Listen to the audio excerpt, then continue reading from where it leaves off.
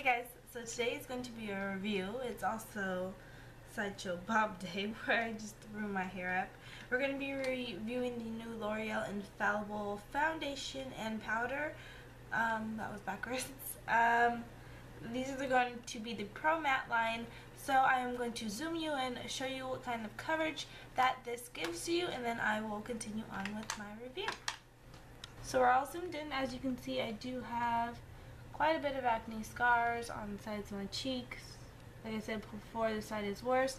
So those are the things that I really like to cover. So I do tend to like full coverage mascaras. I'm already primed, so let's get the foundation on.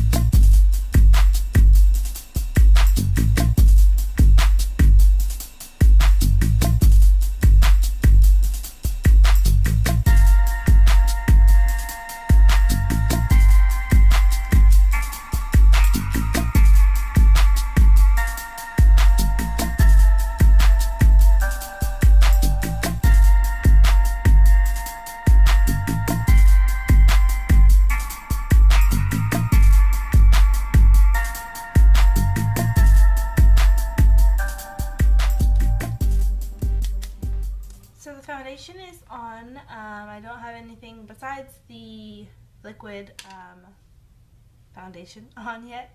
As you can see, it did cover the scars pretty well.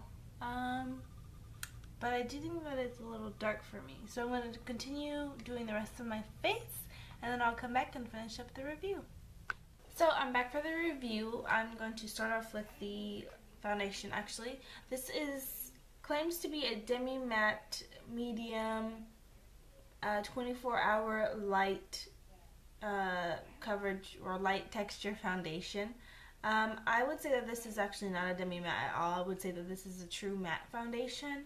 24-hour wear. I mean, it does last throughout my work day.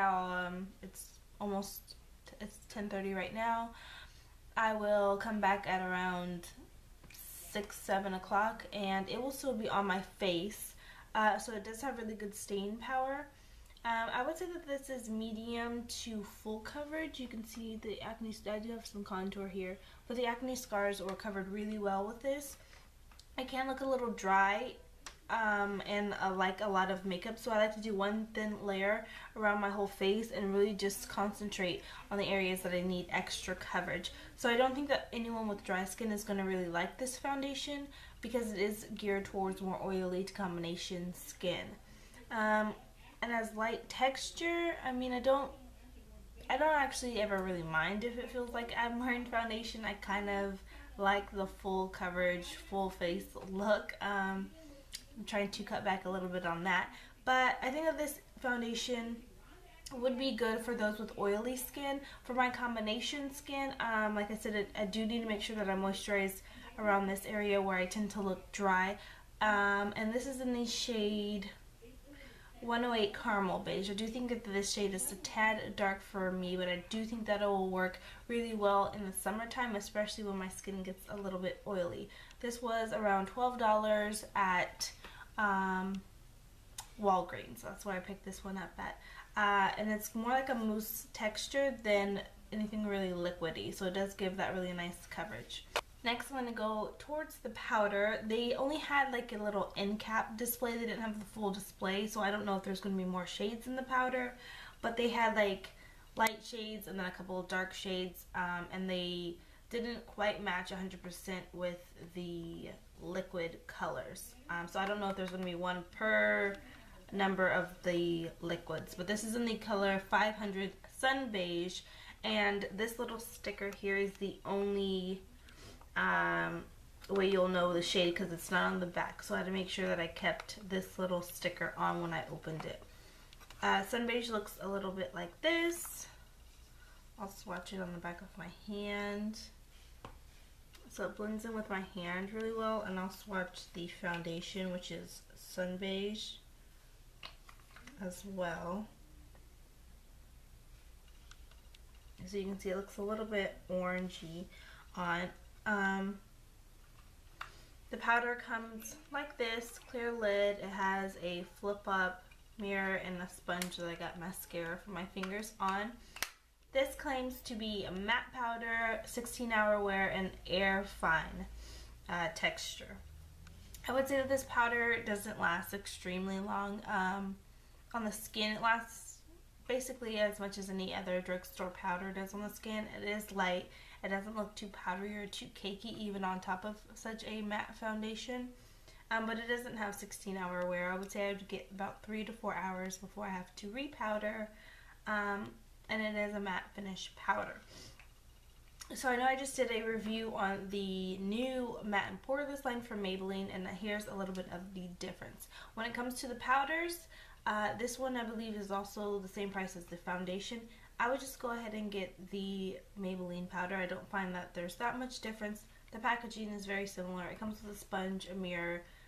They're both matte finish powder, so there's not a huge difference. So I would tend to lean towards the Maybelline one because it is about half the price. When it comes to the foundations, the Maybelline poreless, matte and poreless, is going to be a light to medium coverage, and it's going to be more of a demi matte. This one is a medium to full coverage, and this is a true matte foundation despite what it says on the back. This one does last a bit longer in the day than the Maybelline one, so I would say it's really just preference of what your skin type is. I think more oily skin types who want an all-day coverage will like this. Those of you with combination skin who want something that looks a little bit more natural might actually like the Maybelline one. I hope you guys found this review really helpful. Sorry if I sped through it kind of fast. I'm actually a little bit late for work. So thank you guys so much for watching. Leave me a comment below of what products you want me to review next, and I will see you guys later. Bye.